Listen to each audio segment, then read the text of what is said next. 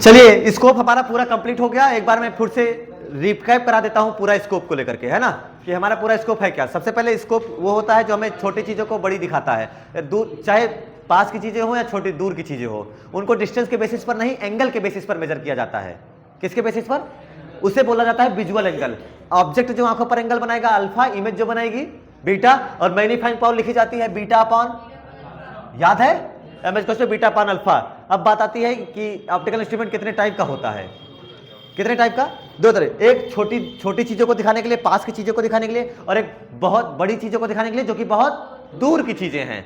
जिसे पास की चीजों को दिखाने के लिए माइक्रोस्कोप आता है, दूर की चीजों को दिखाने के लिए टेलीस्कोप आता है। माइक्रोस्कोप भी दो तरीके का होता है, दो तरीके का, एक सिंपल और एक कंपाउंड। सिंपल में केवल एक लेंस होता है और कंपाउंड में दो लेंस होता है। सिंपल माइक्रोस्कोप, अगर मैं बात करूं केवल माइक्रोस्कोप के लिए, तो माइक्रोस्कोप में बीटा एम इक्वल टू लिखा जाता है बीटा अपॉन अल्फा, लेकिन अल्फा के लिए स्पेशल केस डिफाइन किया गया है।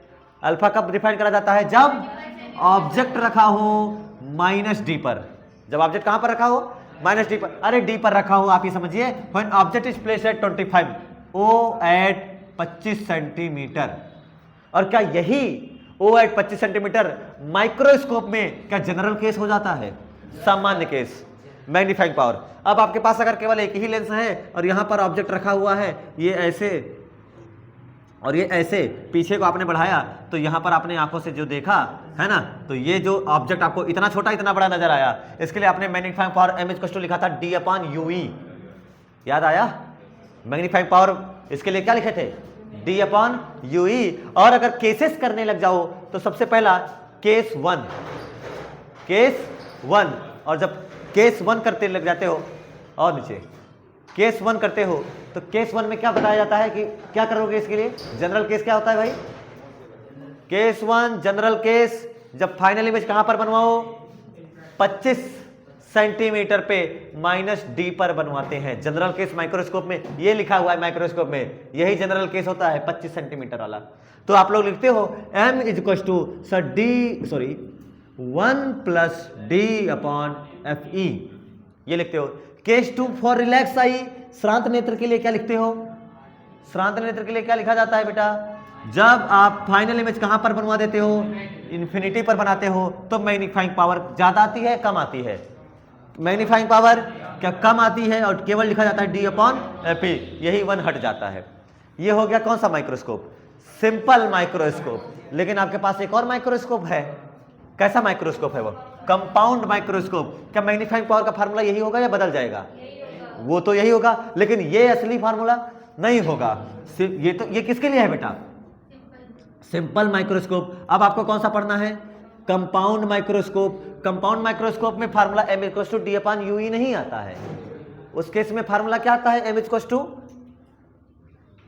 To vo upon U O into d upon U E, d upon U E. अब वही काम करते हैं, केस 1 करा जाता है। और एक और चीज इसमें आप लोगों ने पढ़ा होगा, लेंथ का कॉन्सेप्ट। किसका कॉन्सेप्ट? लेंथ का कॉन्सेप्ट। क्या लेंथ का कॉन्सेप्ट आप सबको याद होगा कि sir vo plus U E, vo plus U E. और इस सब के फार्मूले में आप सबको vo यूओ डी यूई, दुनिया की सारी चीजें जो भी फार्मूले डिराइव करने के बाद साइन के साथ रखोगे या बिना साइन के साथ? क्योंकि हमने क्या साइन ऑलरेडी यूज कर लिया है, डेरिवेशन करते वक्त ही ऑलरेडी यूज कर लिया है, इसीलिए हम लोग बिना साइन के साथ रखते हैं इस फार्मूले में, इस फार्मूले में, है ना, और इस फार्मूले में और इस फार्मूले में हम लोग m यूज करते हैं, vo प्लस यूई। आप हो सकता है बुक वगैरह देखो तो आपको फार्मूला निगेटिव नजर आएगा, हो सकता है अगर आपने बुक वगैरह देखा होगा तो क्या चीज नजर आएगा? सब फार्मूले में क्या आगे लिखा होगा। और वो निगेटिव लिखने का रीजन भी बता देता हूं आपको। निगेटिव इसलिए लिखते हैं क्योंकि एक बार याद करो, कंपाउंड माइक्रोस्कोप में एक बार सीधी इमेज है, ऑब्जेक्ट सीधा है, उसकी इमेज कैसे बनी? उल्टी। अब इन्वर्टेड इमेज है, रियल एंड इन्वर्टेड है ना, उल्टी इमेज है, तो मैग्निफिकेशन निगेटिव होगा, क्योंकि सीधा सीधा नहीं मिला, सीधे का उल्टा मिला, अपोजिट मिला, इसलिए निगेटिव। और ये नीचे जमीन पर बना, नीचे बना, और क्या नीचे का नीचे ही बना रह जाता है? नीचे का कहां बना रह जाता है?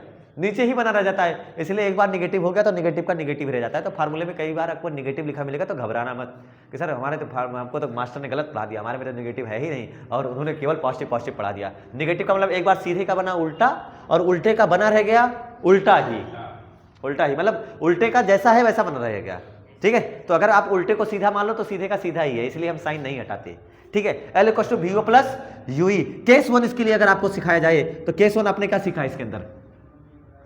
केस 1 जब फाइनल जनरल केस, बेटा हमेशा याद रखिएगा कौन सा केस? General case. और जनरल केस 1 हमेशा यही रखा करो, है ना। उसमें केस 1 क्या रखना टेलीस्कोप में? इन्फिनिटी वाला। तो जनरल केस में क्या लिखूंगा मैं जब फाइनल इमेज कहां पर बने? -25 सेंटीमीटर पर। तो आपका फार्मूला आता है M equal to VO upon UO into 1 plus D upon FE। क्या ये ऑलरेडी आईपीस का मैग्नीफाइंग पावर है? नहीं है। आप लोग इसीलिए इसको याद रखते हो MO इंटू ME, मोमी वाला फार्मूला याद होगा? नहीं पढ़ा था ये क्या? पढ़ा था? MO into ME magnifying power में आपस में मल्टीप्लीकेशन करा दिया जाता है। ये तो हो गया जनरल केस। एक और केस है कौन सा? अच्छा इसमें लेंथ बता दो। लेंथ भी तो पूछता है ना, इसमें नहीं पूछता लेंथ। लेंथ क्या होती है बेटा इसमें? इस माइक्रोस्कोप में लेंथ क्या आती है? VO तो रहेगा, VO रहेगा कि नहीं रहेगा? VO तो रहेगा plus DFE upon D plus FE। ये याद रखना पड़ेगा, ये इतना सा फार्मूला। अरे मतलब ये UE की वैल्यू है, U है, ये V है, ये F है, तो V और F के टर्म में लिखा जाएगा। तो ये UE की वैल्यू होती है जो कि VO प्लस UE लिखा है वही चीज। केस 2 करा दो सब लोग। केस 1 हो गया, केस 2 कोई बताएगा? केस 2 फॉर रिलैक्स्ड आई, श्रांत नेत्र के लिए। यहाँ कहीं नहीं लिखा था? अच्छा ये है ना, यहाँ नहीं लिखा था। रिलैक्स आई, आराम वाले आंख के लिए। दूर का देखते हो तो आपको कोई दिक्कत नहीं होती है। तो for relax I, relax I के लिए आपके मन में क्या बात आई? तो सर रिलैक्स आई के लिए हमने एक चीज सीखा है कि फाइनल इमेज कहाँ बनवा देते हैं हम लोग? इन्फिनिटी। ये जनरल केस नहीं माना जाता माइक्रोस्कोप का। माइक्रोस्कोप का ये जनरल केस कंसिडर नहीं होता है। जनरल केस केवल क्या कंसिडर होगा? अब मैं फिर से बता रहा हूँ, बार बार सवाल लगाने को आए और बोले कि माइक्रोस्कोप की मैग्नीफाइंग पावर बताओ, फार्मूला देख लो और सवाल लगा दो। अभी कहो एक आध दो न्यूमेरिकल भी करवा देता हूँ, तुरंत तुमको ये पता भी लग जाएगा कि हाँ सर वाकई में जो पढ़ाया गया एकदम समझ में भी आ रहा है, कॉन्सेप्ट से चल भी रहा है। ठीक है, अभी एनसीईआरटी का न्यूमेरिकल भी करवा देता हूँ, समझ में भी आ जाएगा कि हाँ वाकई में इसका यूज़ क्या है। जहाँ जो दिक्कत आएगी उसके पीछे दौड़ेंगे।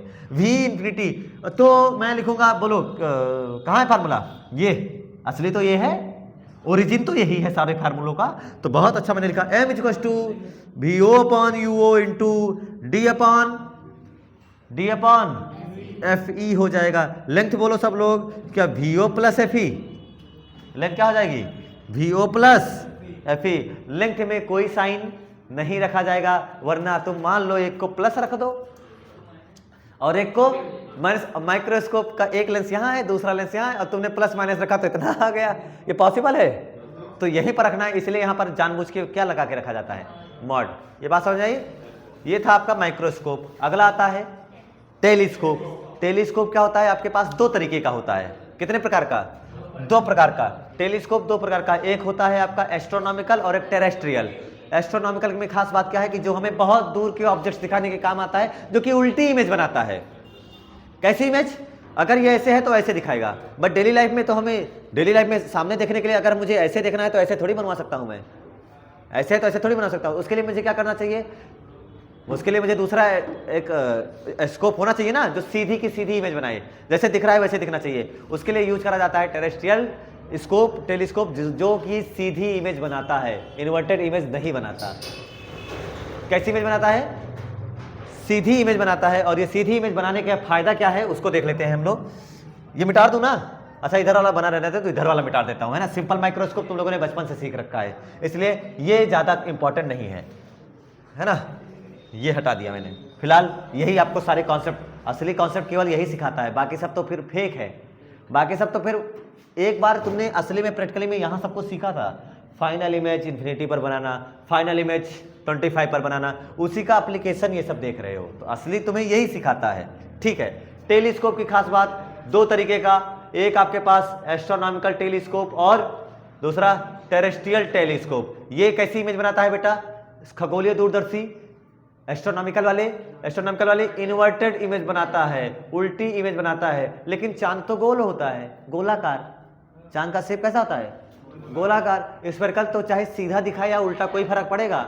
वीनस भी स्फेरिकल होता है, तो जितने भी स्टार्स हो गया, जो भी देख रहे हो वो सब गोलाकार होते हैं, इसलिए सीधे उल्टे से दिक्कत नहीं आती है, इसलिए उसके लिए हम लोग ये वाला एस्ट्रोनॉमिकल यूज करते हैं, है ना। इन्वर्टेड इमेज बनाता है। टेरेस्ट्रियल आपको कैसी इमेज दिखाता है? सीधी इरेक्ट इमेज दिखाता है। और इरेक्ट इमेज दिखाने का फायदा होता है कि सीधा, जो कि हम अपने आसपास के, तुमने देखा ना स्नाइपर वगैरह गन में लगा के रखे रहते हैं, तो वो कैसा स्कोप होता है? एस्ट्रोनॉमिकल लगाएंगे, एस्ट्रोनॉमिकल लगाएंगे तो उनको खोपड़ी को जाए पैर दिखेगा, और वो उनको मारना था नॉकआउट, खोपड़ी पे हेडशॉट देना था, वो लेग शॉट दे देंगे, खत्म हो जाएगा।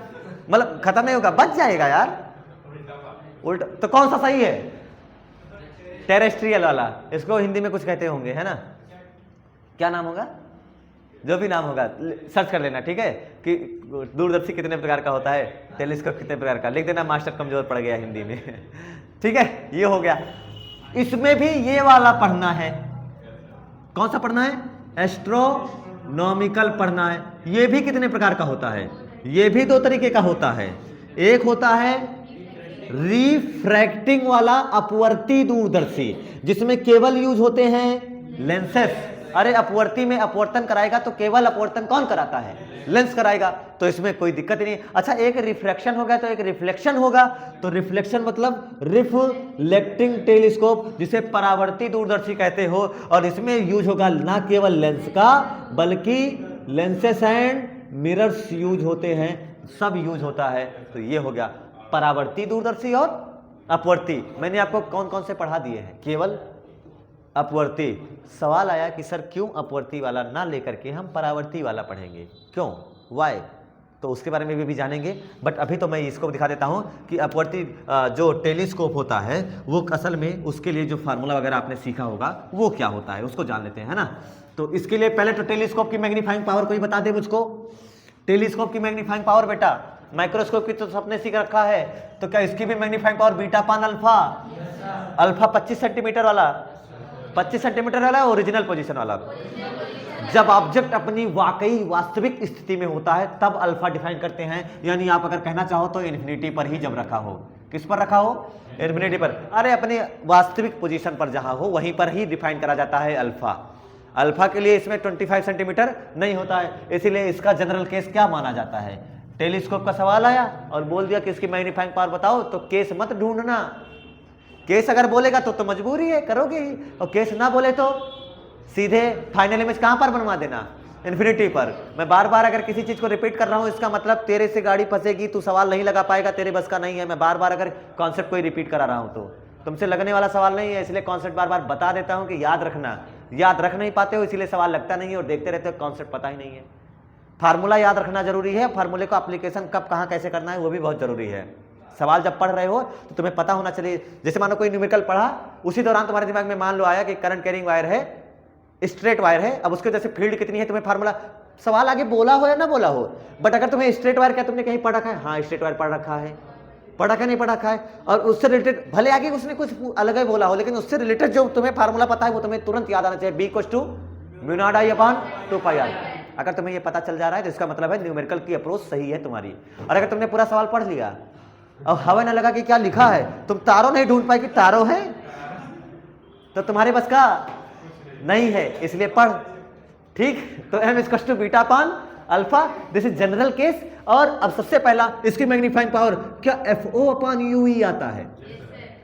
फॉर ऑल हमेशा यही फार्मूला होगा। अब मुझे इसको सुधारना है तो केस 1 कौन सा करूंगा? क्या इसके लिए रिलैक्स आई वाला माना जाएगा? केस 1, केस मतलब चाहे जो ले लो, ये आप पे डिपेंड करता है, बट जनरल केस पहले करा देना चाहिए। रिलैक्स्ड आई के लिए, आराम वाली आंखों के लिए V =−∞। तो क्या UE = FE?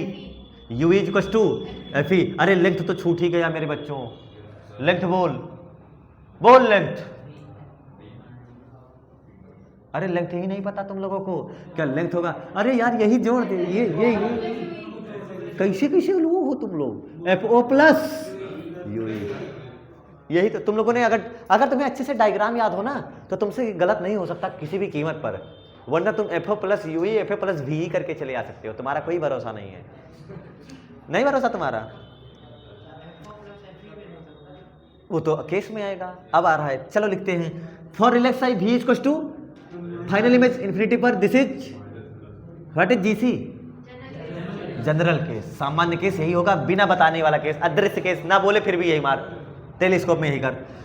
तो लिखा जाएगा M is equal to F O upon F E, length is equal to F O plus, उसमें पढ़ाया था मोमी बट मल्टीप्लाई में, इसमें पढ़ाया एफ ओ फोफी F O upon F E but divide में, फैक्टर में टूट गया।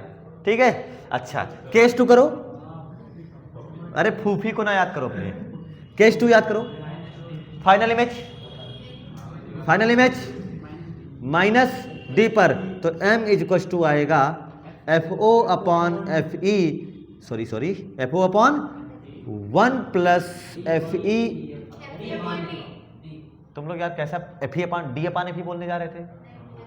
माइक्रोस्कोप से बाहर आओ, माइक्रोस्कोप में डी ऊपर होता है, तुम कंफ्यूज हो गए, मैं पहले बता दे रहा हूं, क्योंकि देखो फार्मूला लिख देता हूं, एफ ई तुम्हारे लिए आ गया फार्मूला। तुम्हें टेलीस्कोप और माइक्रोस्कोप का ये इसका 25 सेंटीमीटर और उसका 25 सेंटीमीटर तुम्हें परेशान करेगा। लिखता हूं मैं माइक्रोस्कोप वाला, VO upon UO into 1 plus D upon F ई।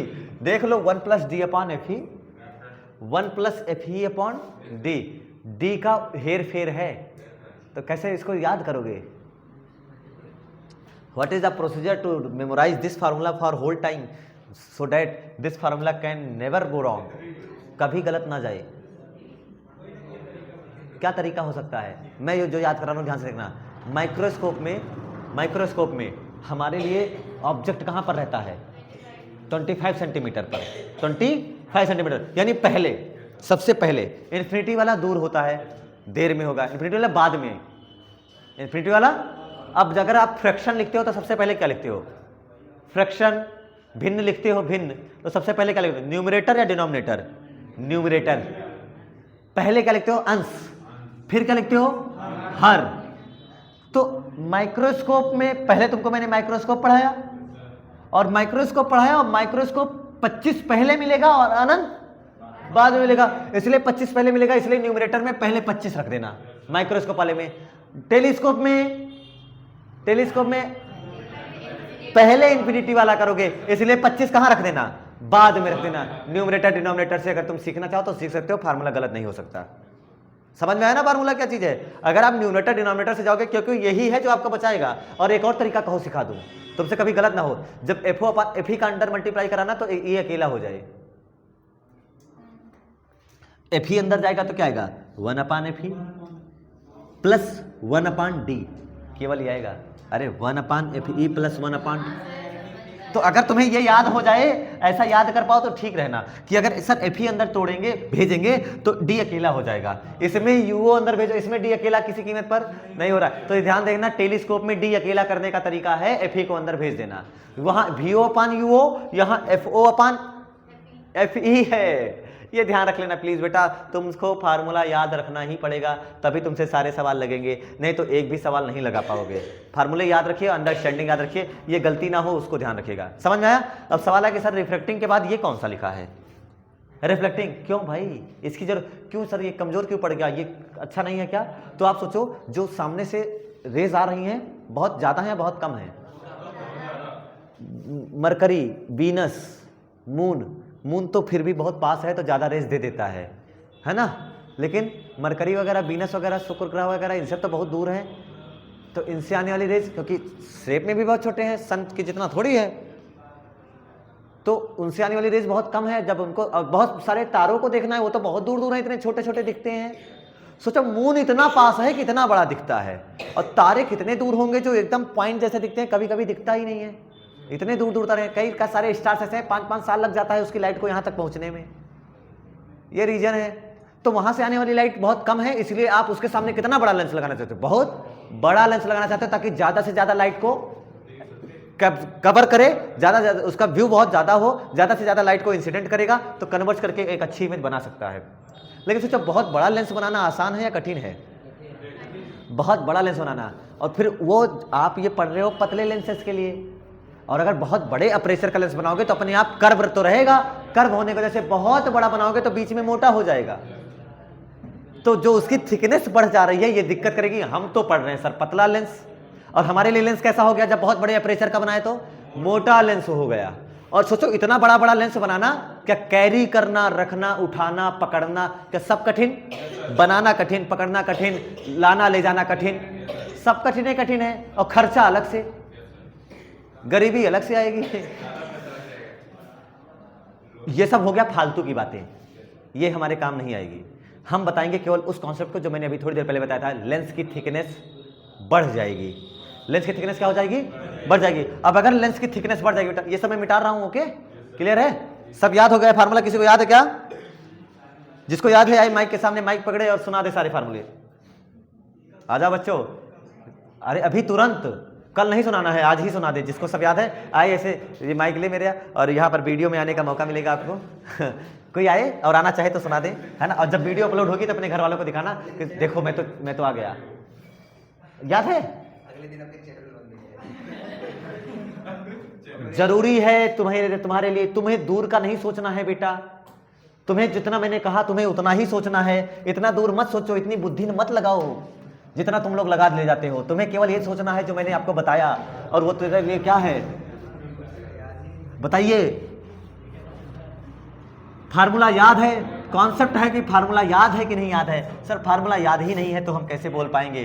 शर्म वाली बात तो यहीं आ गई, बाकी तो कोई बात, बाकी सब बहाने हैं। फिर आज मैं फिर से बता रहा हूं, ये वीडियो जब भी पड़ेगी, अपलोड होगी, शायद 6-7 दिन बाद अपलोड हो, क्योंकि 3-4 दिन का तो कंटेंट ऑलरेडी मेरे पास है पब्लिक करने के लिए। तो जब भी ये अपलोड होगी 3-4 दिन बाद, उसके बाद जब वीडियो देखोगे तुम लोग, तो तुम्हारे पास 3-4 दिन और कम रहेंगे। आज कितने दिन हैं? किसी ने काउंटडाउन, कोई काउंटडाउन कर भी रहे हो या नहीं? काउंटडाउन कर रहे हो? नहीं सर हम काउंटडाउन क्यों इसलिए करेंगे, हमें तो कोई ज़रूरत नहीं है। अभी तो अगली साल है बोर्ड एग्जाम यार, कौन सा कल है? क्या कहते हो यार, बोर्ड एग्जाम साला, अरे 2025 चल रहा, 2026 में बोर्ड एग्जाम, अभी से क्यों तैयारी करे? 2026, अरे सुधर जाओ। ऐसे अभी वही बता रहा हूँ, अभी तो अगले साल है। तुम लोग बेटा आराम से पढ़ो, आराम से, समझ रहे हो ना? अभी तो 1 साल है यार। तुम 31 दिसंबर को भी बैठ के कहना अगले साल है बोर्ड एग्जाम। कितने दिन हुए? 85 दिन। वीडियो अपलोड होगी तो 80 दिन ही रह जाएंगे। आप लोग सोचो 85 दिन, कभी मैंने 100 दिन और 110 दिन गिनाया था, और आज कितने दिन हो जा रहे हैं? 85 दिन। इसका मतलब है हमें जिम्मेदारी धीरे धीरे, जैसे जैसे दिन घट रहे हैं वैसे वैसे हमें और पढ़ने की कोशिश करनी पड़ेगी। ठीक है, आपके पास गिनती के नवंबर और दिसंबर, नवंबर गया, केवल दिसंबर और जनवरी है, ये याद रखिएगा बेटा। चलिए, तो काउंटडाउन अभी से करो और दिन हिसाब से गिनते चलो और पढ़ते चलो, रिवीजन करते चलिए। नोट्स कंप्लीट रखिएगा। नोट्स के साथ लापरवाही जाकर के जो हाल यहाँ रखोगे कामचोरी, वही हाल वहाँ कामचोरी दिख जाएगी। जो कामचोरी आप अगर यहाँ करोगे क्लास में, लेक्चर में, घर पे प्रैक्टिस में, वही कामचोरी आपको एग्जाम में दिख जाएगी। यहाँ तुम कुछ कर नहीं रहे हो, वहाँ तुमसे कुछ हो नहीं पाएगा। 2 ही बातें हैं। यहाँ तुम कुछ कर नहीं रहे हो, पढ़ रहे नहीं हो, सीरियस हो नहीं, वही हाल वहाँ होगा कि वहाँ तुमसे कुछ होने वाला है नहीं। पेपर देखोगे तो सर पे हाथ रख के रोना पड़ेगा। इसलिए तैयारी करिए। व्हाई, चलिए शुरू करते हैं टॉपिक। मोटिवेशन हो गया, इसका पैसा अलग से दे देना। 1 रुपया चाहिए बेटा, केवल 1 रुपया। और नोट चाहिए अभी दे दो। किसके पास है? 2010 का, सन 2010 का। वाई रिफ्लेक्टिंग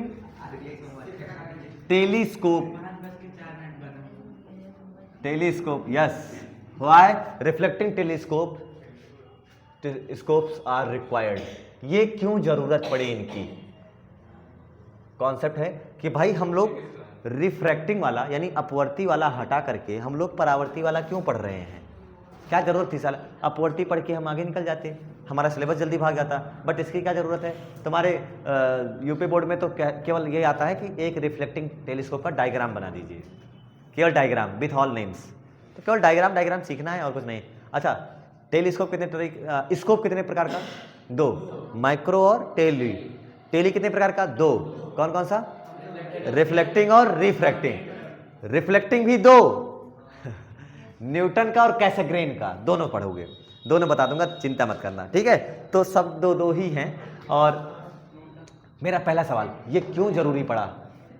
क्यों जरूरी पड़ा? What is the requirement of reflecting telescope? क्या सबसे बड़ी बात, इतने बड़े अपर्चर का लेंस बनाना, इतनी हैवी, इतनी ज्यादा फोकल लेंथ का लेंस बनाने का क्या खर्चा भी बहुत आएगा? बनाना भी कठिन है, उसको होल्ड करके फ्रेम में रखना भी कठिन है, एडजस्ट भी करना बहुत कठिन है। पाइप में जिसको भर के रखोगे ना उसमें, तो उसमें सेट करना, घुमाना बहुत कठिन है। तो लेकिन बाहुबली देखा है? आई डोंट नो कि 1 की सीन है या 2 की सीन है, जिसमें 2 की सीन है, उसमें एक टेलीस्कोप का सीन आता है, देखा है आपने? टेलीस्कोप, उसमें जो लेंस बदलते हुए भी दिखाया जाता है, वो दूसरा लेंस ला करके रखते हैं तो उनको दूर का दिखाई दिया है। तुम लोगों ने देखा भी नहीं है, कोई बात नहीं बेटा। किसकी है?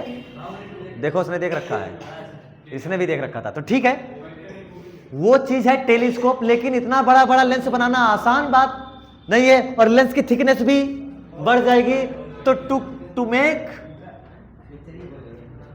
Large aperture, lenses of large aperture, to make lenses of large, बड़े द्वारक का large aperture, अगर बड़े द्वारक का मुझे बनाना हो अपर्चर, बड़े द्वारक का अगर मुझे लेंसेस बनाना है, to make lenses of large aperture, क्या उसके अंदर डिफेक्ट आना शुरू हो जाएगा?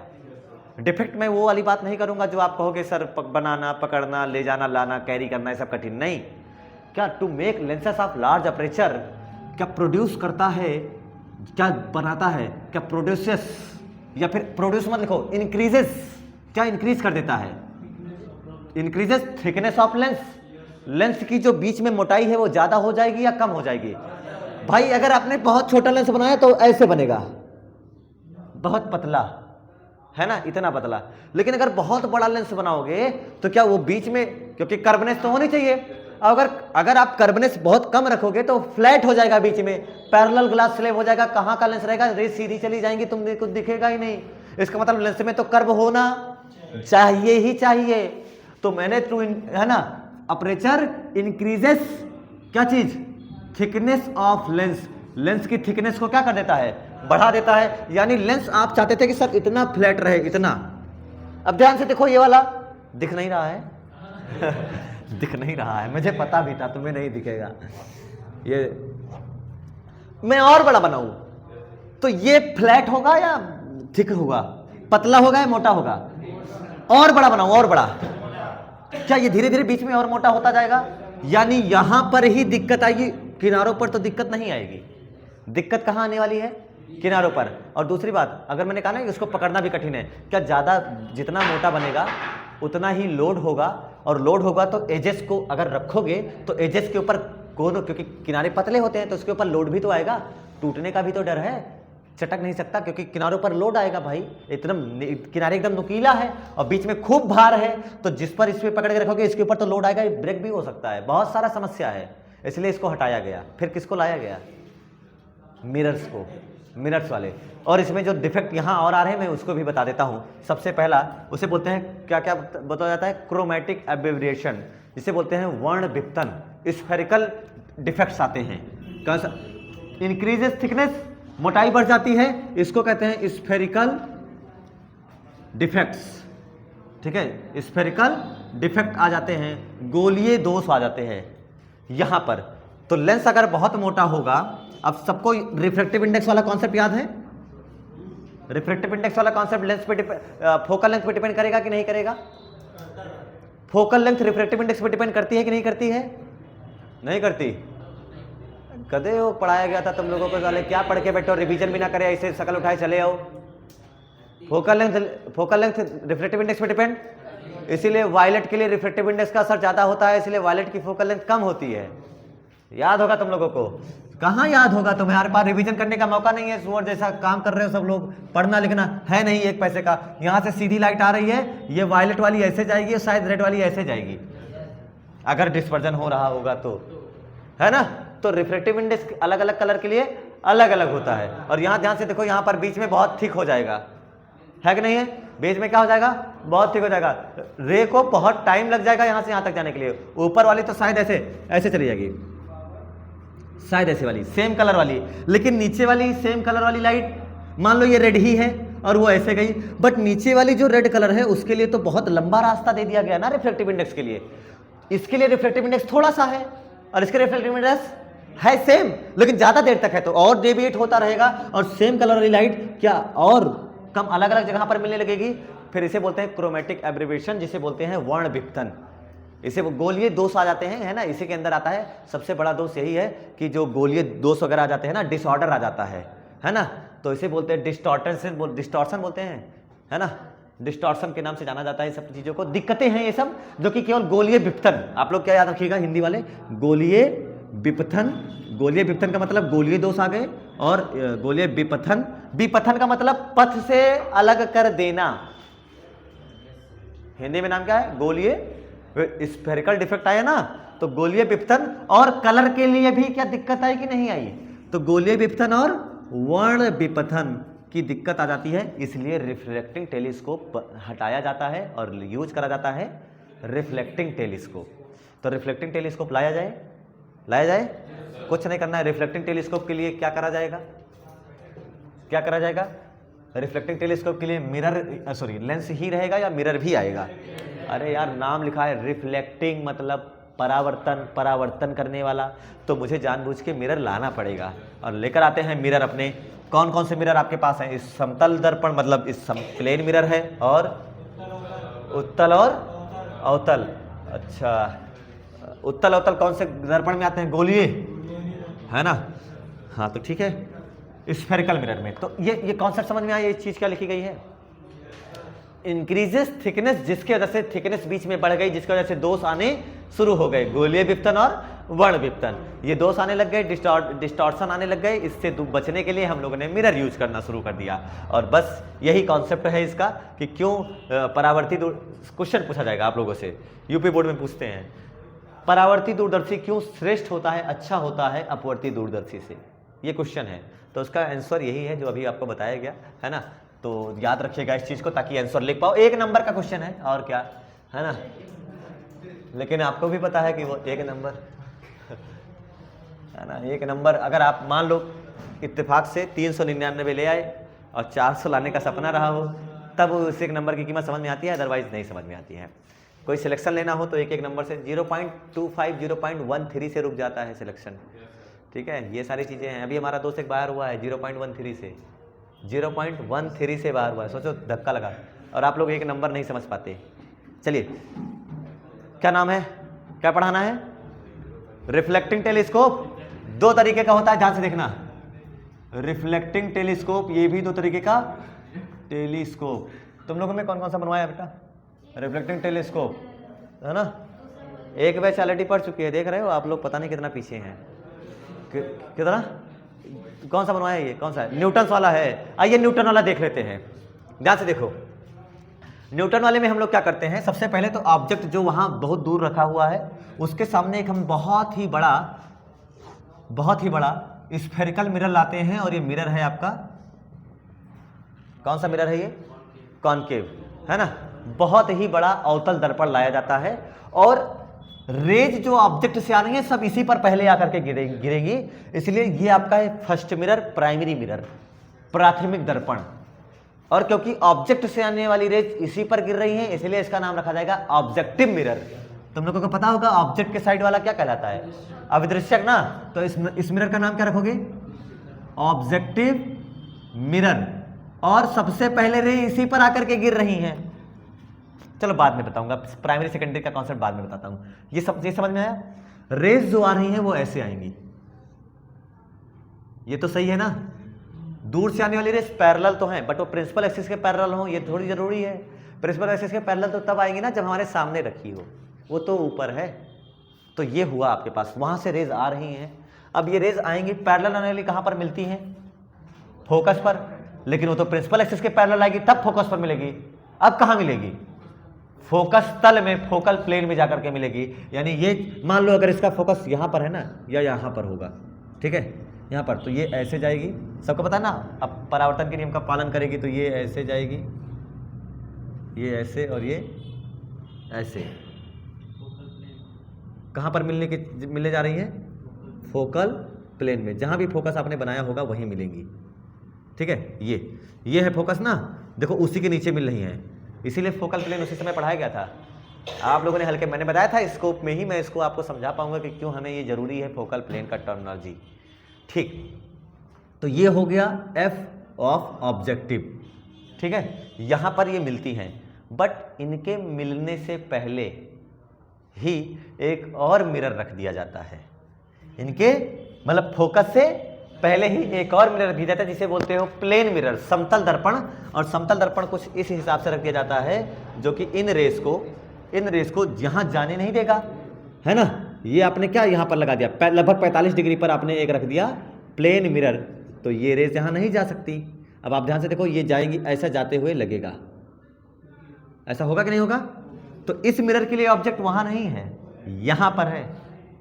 इस मिरर के लिए ऑब्जेक्ट यहां पर है। तो अब ये काम क्या करेगा, यहां से चलने वाली रेस को, अब तो परावर्तन के नियम का यहां भी पालन होगा, ये भी रेस को वापस भेजेगा। तो ये वाली रेस ऐसे चली जाती है, ये वाली रेस ऐसे चली जाती है। क्लियर हुआ ना। अरे भाई, जिस एंगल से ये आई उसी एंगल से ये चली गई, जिस एंगल से ये आई उसी एंगल से ये चली गई। और यहाँ पर ये रेस आपको, अब यहाँ पर, अब सॉरी मिरर तो बनाया ही नहीं मैंने बेटा, पॉलिश किया ही नहीं था, बिना पॉलिश के ही हो जाता है ना। India is not for beginners. अब आपके पास दो मिरर हो गए, एक ऑब्जेक्टिव मिरर, प्राइमरी मिरर, और दूसरा आपका सेकेंडरी मिरर। तो मैं इसका नाम अब लिख देता हूं यहाँ पर, प्राइमरी मिरर, प्राथमिक दर्पण। अरे दो दर्पण हुआ, इसीलिए प्राइमरी और सेकेंडरी की बात आती है। और याद भी रखना पड़ेगा कि प्राइमरी कौन सा होता है, समतल या अवतल। अवतल, समतल पे मार के चले जाओगे तो हो गया प्राइमरी, तुम प्राइमरी में ही लायक हो। प्राइमरी मिरर, ये कौन सा आपका मिरर है, सेकेंडरी मिरर। कितनी डिग्री पर लगभग रखा था मैंने, 45 डिग्री पर। अब परावर्तन का नियम यहाँ भी पालन होगा और वापस लौटेगा। अब देखो यहाँ पर इंटरसेक्ट हो रहा है ना, ऑब्जेक्ट यहाँ पर है, तो इमेज जो भी लगभग बनना होगा यहाँ कहीं पर बनती है। और ये रेज आती हैं बेटा, नीचे लगाया जाता है एक आई पीस, छोटा सा लेंस। नीचे क्या लगाया गया, आई पीस लगाया जाता है। और यहाँ से देखा, आप यहाँ से ऑब्जर्व देखने की कोशिश करते हो उस व्यू को, नज़ारे को जो आपके पास आ रहा है। अब ये लेंस है, तो ये लेंस क्या करेगा, लेंस क्या करेगा बेटा, है ना, लेंस क्या करेगा, यहाँ से सीधे इनको थोड़ा बहुत रिफ्लेक्ट करेगा, है ना, ऐसे और ऐसे। अगर आप ध्यान से देखो तो इन रेस को पीछे की ओर बढ़ाएंगे, ये तो शायद यहाँ कहीं काटते हुए, जहाँ भी कहीं काटेंगे यहाँ पर बना दिया जाता है। और ये हो गई आपकी मेन एक्सिस। ये है थोड़ा सा कॉम्प्लिकेटेड, पहले से बता देता हूँ, ध्यान से सुनता।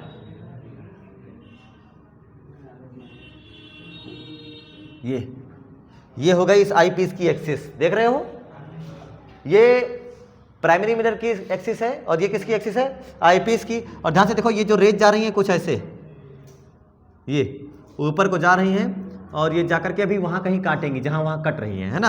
आप ऐसे ही बनाना थोड़ा बहुत तिरछा करके, ताकि आपको दिखे भी कि हाँ सर ये, है ना, यहाँ पर जाके काटेंगी। अब ध्यान से देखो, इमेज यहाँ बन गई और ऑब्जेक्ट यहाँ कहीं था, इतना छोटा सा। ये देखो, यहाँ काटी ना पहली बार, तो आपको ये था, लेकिन नजर क्या आएगा, ये आएगा। और कितना दूर से जो रेज आ रही थी, पहले छोटी इमेज बनी, फिर कैसी इमेज बन गई, एक बहुत बड़ी इमेज बन गई। ये किसका स्कोप है, ये है न्यूटन का टेलीस्कोप। किसका स्कोप है, न्यूटन का टेलीस्कोप। इसमें इस लेंस का नाम क्या रखोगे, कोई बताएगा। इस लेंस का नाम रखा जाएगा अब नेत्रिका लेंस, जिसे आप आई पीस कहोगे। क्या कहोगे, जो आंख के पास होगा उसका नाम रखा जाएगा आई पीस। ये हो गया किसका, अरे किसका है भाई, न्यूटन का। एक और है कैसेग्रेन का। आपके एनसीईआरटी में देखना, सबसे लास्ट वाला जो डायग्राम बना हुआ है वो कैसेग्रेन का ही है, देखिएगा।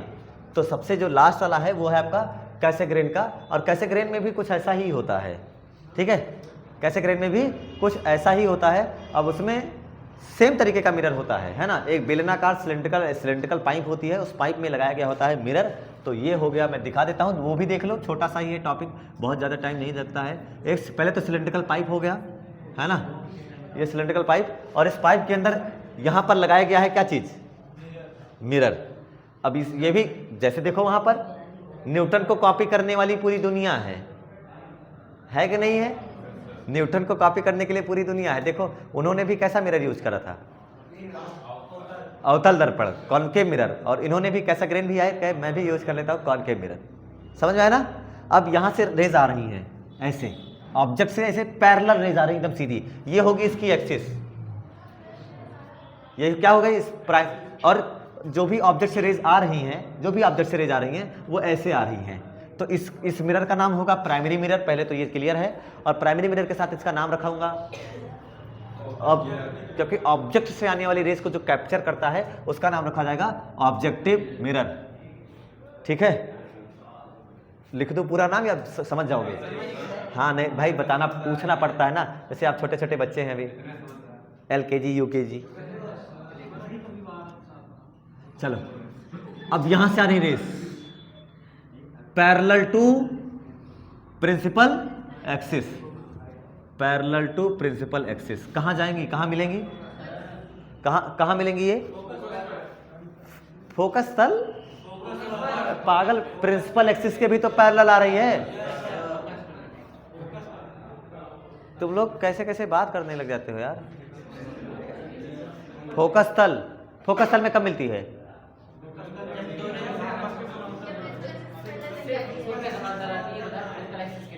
हाँ, कह रहा है सिर्फ मुख्य अक्ष के समांतर आती है, प्रिंसिपल एक्सिस के नहीं। ये तो एक ही बात हुई, आपस में पैरेलल है, आपस में, लेकिन प्रिंसिपल एक्सिस के parallel, then we will use the concept of focal plane. आपस में पैरेलल है प्रिंसिपल एक्सिस के, अगर प्रिंसिपल एक्सिस के पैरेलल रहेंगे तो कहां मिल जाएंगी भाई? अब नहीं यार, हिंदी इंग्लिश की बात नहीं है, तुमने नहीं कहा था, तुम लोग ने बना लिया क्या? हाँ, बना लिया क्या? मैं इसको इधर बना लूं क्या? मैं इस वाले मिरर को इधर बना लूं क्या? हाँ मैं बना लेता हूं। रेज यहां राइट से लेफ्ट लाए, चाहो तो बना लो, कोई दिक्कत नहीं है ना, लेकिन देख लेते हैं, मजा नहीं आ रहा। तो लोग मीम्स देख के बर्बाद मत होइए, इंस्टाग्राम और देश दुनिया की तमाम रील से दूर रहिए। मैंने तो कई सारे बच्चों को बता रखा था कि इंस्टाग्राम डिलीट कर रखी है, शायद उन्होंने डिलीट किया होगा और वो कहना माने होंगे, तो है ना? हाँ माना है, बनाया, ठीक है। तो स्कोप सुधार लिया जाता है ना, स्कोप बना लेते हैं, उधर नहीं इधर बनाते हैं, ठीक है। और बाकी सब एकदम ऑपरेशन सेम ही रहने वाला है बेटा, ठीक है। अच्छे से मैं देख लूँ एक बार, ठीक है। तो आइए, ये तो हो गई आपकी जो रेज आ रही हैं, ये आपका क्या चीज है? आपका कन्वर्जिंग मिरर। और बीच में हम लोग जगह बना देंगे, बीच में हम लोग जगह बना देंगे ताकि जहां से हमें देखना होगा, ठीक है। तो यहां पर ये थोड़ा सा गायब रहेगा, जितना ऊपर उतना नीचे, इक्वल अमाउंट में, ठीक है। अब जो भी रेज आएंगी कहां जाएंगी? जो भी रेज आ रही हैं वो कहां पर जाएंगी? फोकस पर जाएंगी, यानी यहां आएंगी ना, ये। अब आप सबको पता है, जैसे न्यूटन ने किया था, देखो न्यूटन ने क्या किया था, फोकस होने से पहले प्लेन मिरर लगा दिया, फोकस होने से पहले प्लेन मिरर लगा दिया और नीचे कन्वेक्स लेंस लगा करके उन्होंने देख लिया। अब इन्होंने कैसा करने कहा, मैं थोड़ा सा अलग कॉपी तो करूंगा, कॉपी तो, लेकिन थोड़ा अलग, है ना, नहीं तो कॉपीराइट आ जाएगा। तो इन्होंने यहां पर प्लेन मिरर नहीं यूज करा, फोकस से पहले ही यूज करा, प्लेन मिरर से पहले उन्होंने यूज करा कन्वेक्स मिरर, उत्तल दर्पण। उत्तल दर्पण ये है उसका फोकस, और यहां पर उन्होंने रास्ते में क्या लगा दिया, एक कन्वेक्स मिरर लगा दिया। अब बताओ प्राइमरी कौन सा, पहला या दूसरा? छोटा वाला प्राइमरी, प्राइमरी प्राइमरी प्राइमरी जिस पर रे पहले गिरेगी, क्या वो ऑब्जेक्टिव? वही आपका ऑब्जेक्टिव मिरर, वही आपका प्राइमरी मिरर। ये वाला जिस पर रे दोबारा गिरी दूसरे नंबर पर, वो आपका सेकेंडरी मिरर, इसका केवल नाम होगा अब आपसे पूछेगा कैसाग्रेन के, नहीं नहीं, ये देखो ऐसे ऐसे आ रही है यार, देख इधर, ये ऐसे आ रही है, ये ऐसे आ रही है, ये ऐसे आ रही है, ये ऐसे आ रही है। अब समझ में आया? ठीक। अब क्या होगा, ये तो कौन सा मिरर है बताओ? Convex mirror. आने वाली रेस को आना चाहेगा या दूर करेगा थोड़ा बहुत? तो ये लगभग ऐसे ऐसे भेजता है रेस को, ठीक है। ये रेस को थोड़ा सा ऐसे भेजता है, आप लोग ध्यान से अच्छे से बनाइएगा। डायग्राम ही एनसीईआरटी और वो सीबीएसई यूपी सब डायग्राम ही देखेंगे, है ना। वो डायग्राम ही देखने के लिए बैठे हैं आप लोग। डायग्राम ने बढ़िया बनाया है नहीं बनाया है। और ये हो गया आपने यहाँ पर जो वो लगा रखा है, सही बना रहा हूँ, हाँ एकदम सही है, ठीक है। डायग्राम ही है भाई। यहाँ पर क्या लगाया गया है, एक आई पीस लगाया गया है। कौन सा लेंस, उत्तल लेंस, जिसे आप क्या कहते हो, आई पीस कहते हो। और यहाँ पर बैठा गया है देखने के लिए ये किसी बच्चे की आंख जो देखने की कोशिश कर रहा है अंतरिक्ष की चीज़ों को। सारे नाम क्लियर हैं। अब अभिदृश्यक दर्पण है ना, ये सिलेंड्रिकल कोई पाइप है जिसमें ये सेट करा गया है। आसान है, कौन सा ज़्यादा आसान है, अपडेटेड वाला। तो अपडेट करने के बाद तो स्मूथली चलता ही है तुम्हारा फ्री फायर ठीक है। आज के लिए इतना ही। नोट्स बनाते रहिए, रिवीजन करते रहिए। धन्यवाद। लेसन एंड हो गया है, हम लोग शुरू करने वाले हैं न्यूमेरिकल का सेशन। जुड़े रहिए और पढ़ते रहिए।